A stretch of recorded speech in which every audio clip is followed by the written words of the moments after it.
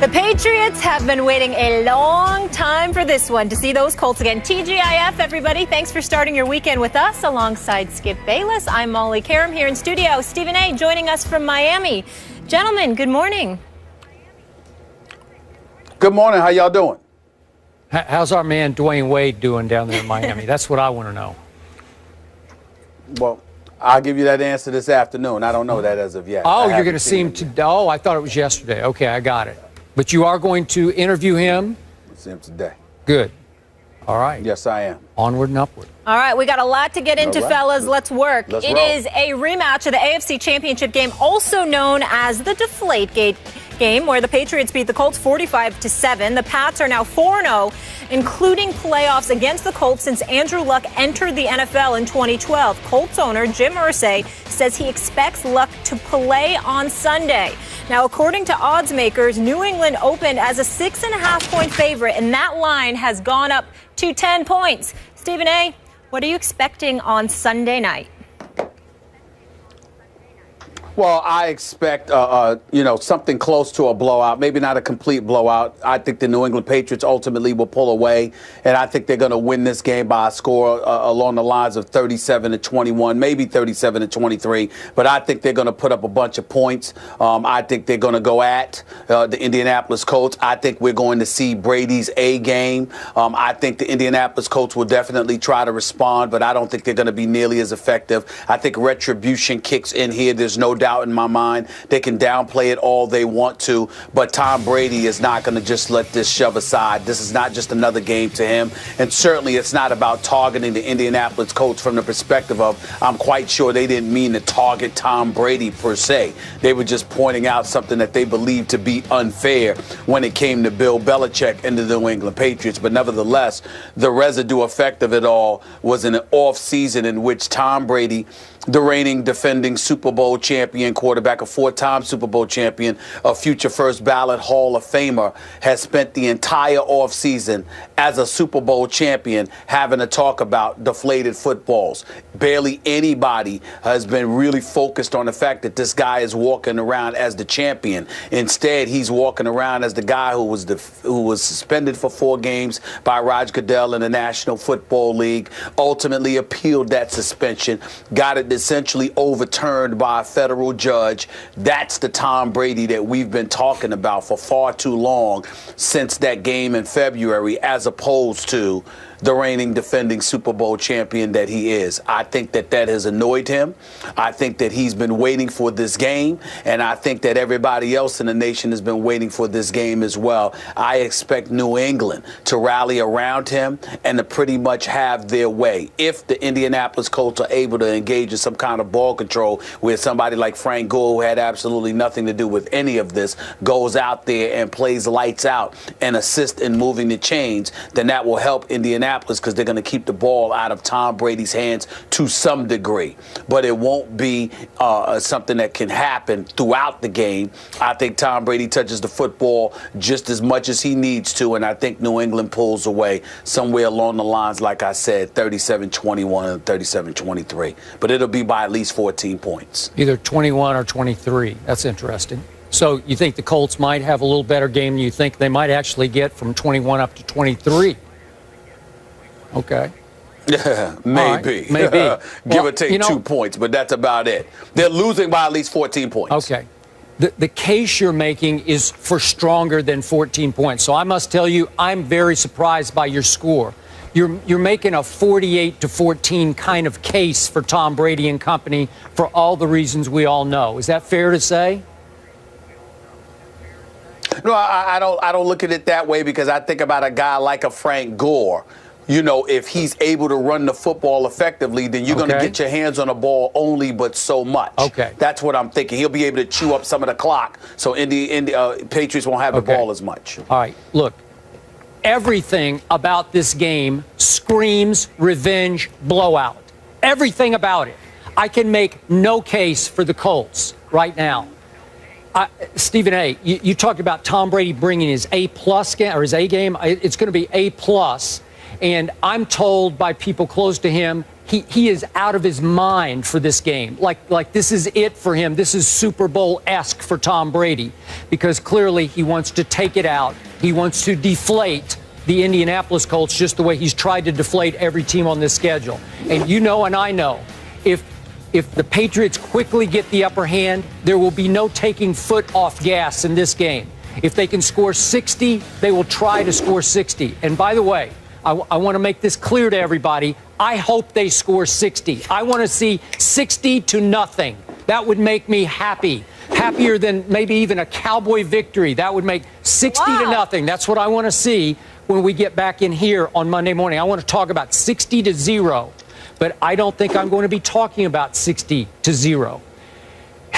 This is the classic syndrome. I mentioned this earlier this week of everybody says.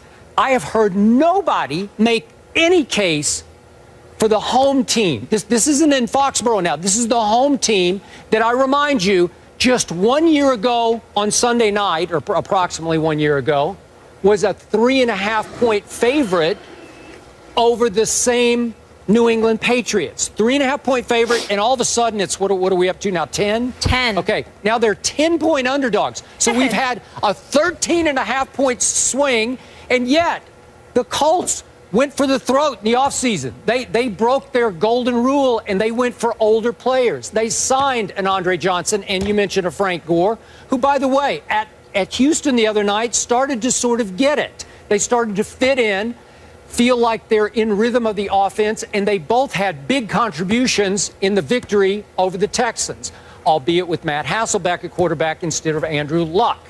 But, Stephen A., what a great spot this is for Andrew Luckless, who's been absolutely luckless against Tom Brady. He's lost 4 games to Tom Brady by an average score of 48-17. Are you kidding me? The Andrew Luck, first ballot Hall of Famer, has lost 4 times by an average score, blowout score of 48-17. So all of a sudden, he's got a bum shoulder. They say it's not as bad as we thought. It's not, in need of surgery.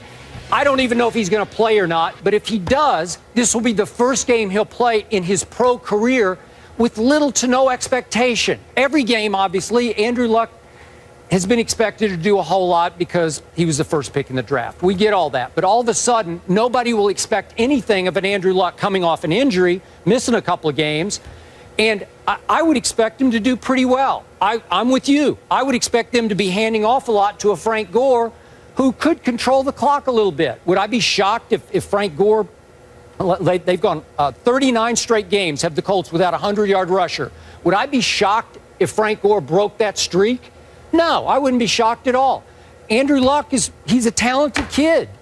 T.Y. Hilton's a little nicked up. He's been limited in practice, but could Kobe Fleener suddenly get back involved against a New England defense that I consider pretty good but not great? Sure he could.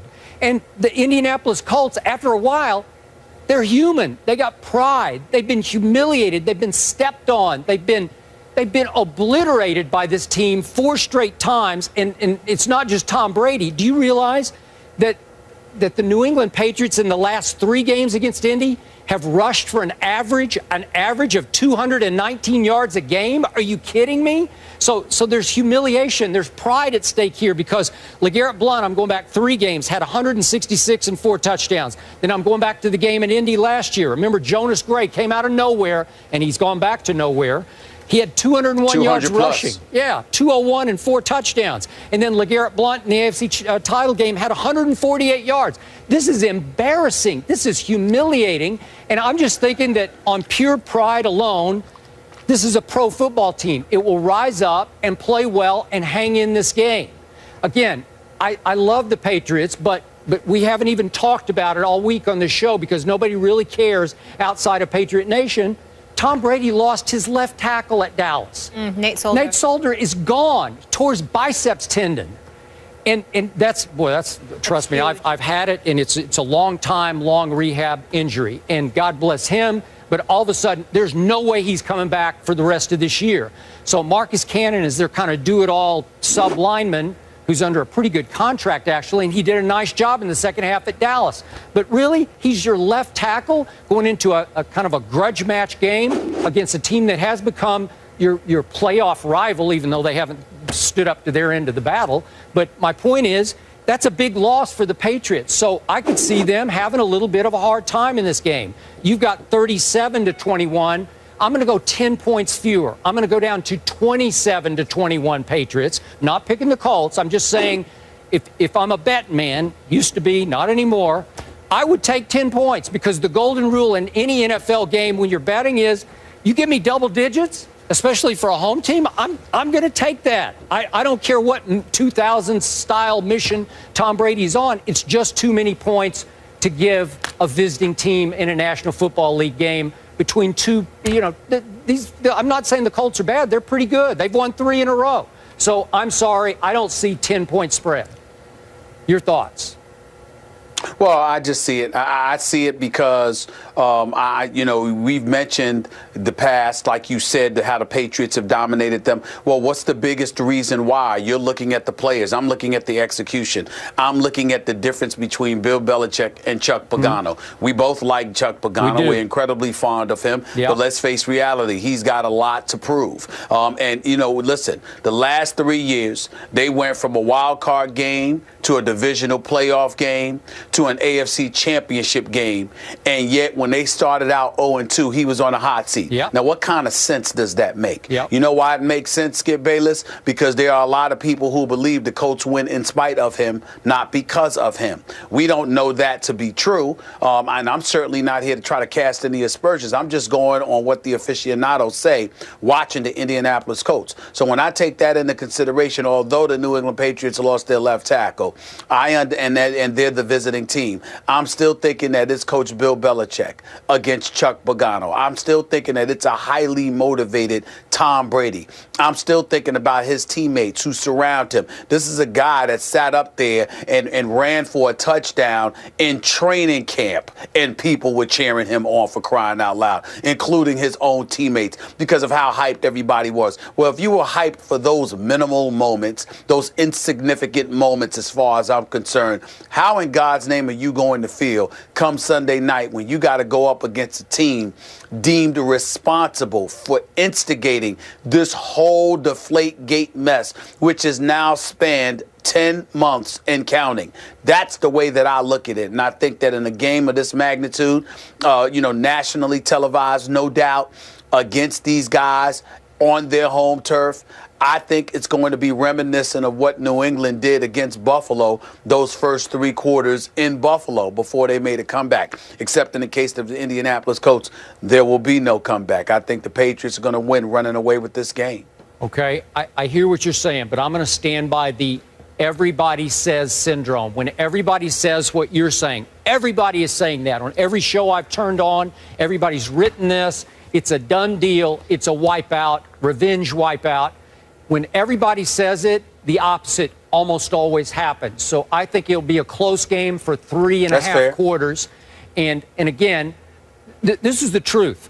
I'm hoping Andrew Luck plays, because I think, obviously rooting for the Patriots, I would be a little more fearful of Matt Hasselbeck right now in a game of this magnitude, because I think Matt Hasselbeck, that's ridiculous. No, he would game manage this one. He would scare me, because he would go dinks and dunks, lots of handoffs, lots of ball control. He would probably keep them. Look, Andrew Luckless against the Patriots, 6 touchdowns to 10 interceptions. He just makes a lot of mistakes. Maybe this game, with no pressure, no expectation, maybe he'll play big time.